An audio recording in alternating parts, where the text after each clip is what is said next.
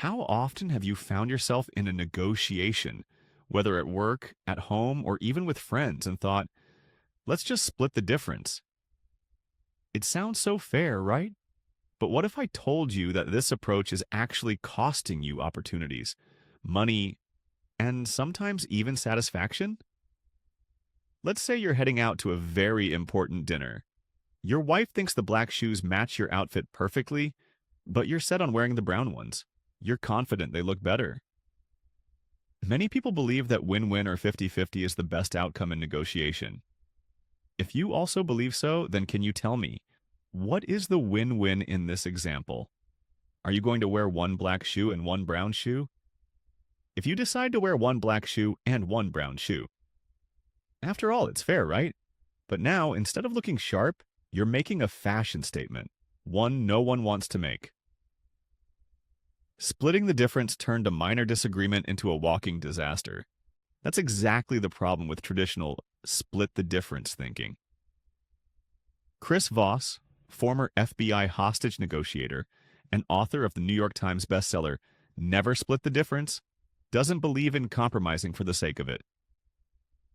With over 20 years of experience negotiating with kidnappers, bank robbers, and terrorists, he discovered that real negotiation is about finding solutions where both sides feel understood, not settling for half measures. The surprising part? The same strategies that work in life or death situations also apply to everyday life, whether it's in business or personal life situation. Chris believes that negotiation is not about your or my way.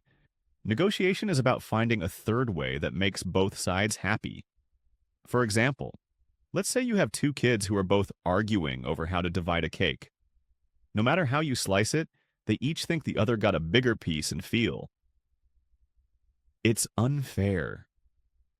The third way solution in this situation: ask one child to cut the cake into two equal pieces and let the other child choose their piece first. This way, the first child will try to make the slices as equal as possible, knowing the other will get to pick first. This approach ensures fairness and minimizes conflict, as each child has a role in the decision. Stay tuned as we dive into key principles from this life-changing book. Principle 1. Seek to understand first. In any negotiation, the starting point is to truly understand the other side. There's a universal truth here. People want to feel understood and accepted. The simplest yet most powerful tool for this is listening. Listening carefully shows empathy and a real desire to grasp what the other person is experiencing. This might seem straightforward, but you'd be surprised how often people miss the mark. Instead of truly listening, many focus on crafting their response or pitch while the other person is still talking. When it's their turn to speak, they jump right into their own point, often ignoring what was just shared. The other person may then feel unheard, thinking, "Did they even listen to what I just said?"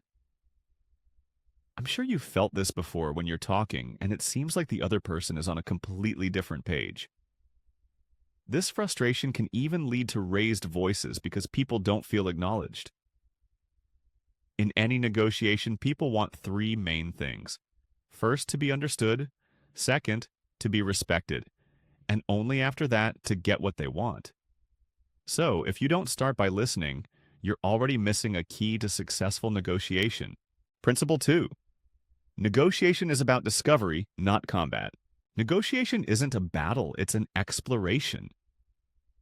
People who approach negotiation as if it's a fight filled with arguments often get tangled up in their own thoughts. But in reality, negotiation is a process of discovery.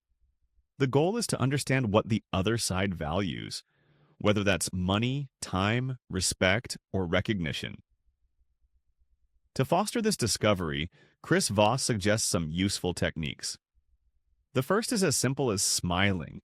When you smile at someone, it signals positivity and helps shift their mindset. Research shows we're actually 31% more intelligent when we're feeling positive, and similarly, we're 31% less sharp when we're in a negative state. Another effective tactic is mirroring. Mirroring involves repeating the last few words or the most essential part of what the other person just said.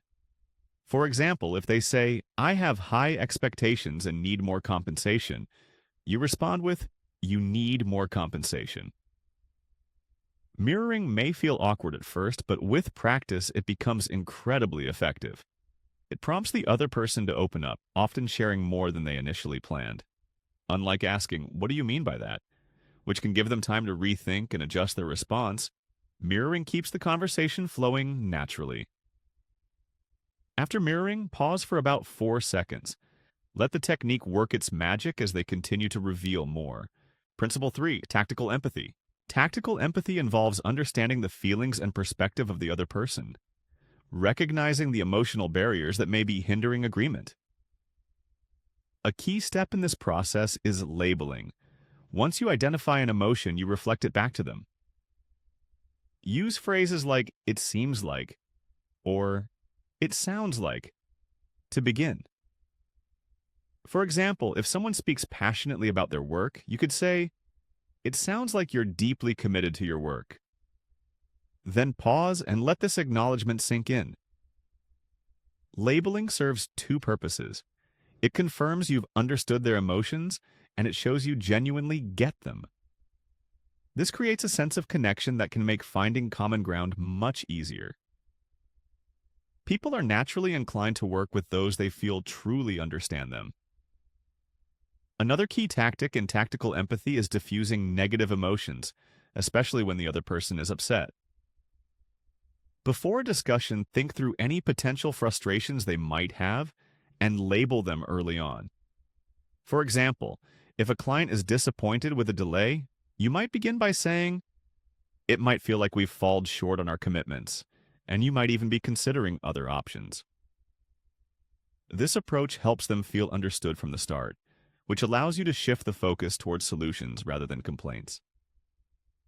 Addressing negative emotions upfront clears the way for a more constructive conversation, as negative emotions are known to impact the brain 3 times more strongly than positive ones.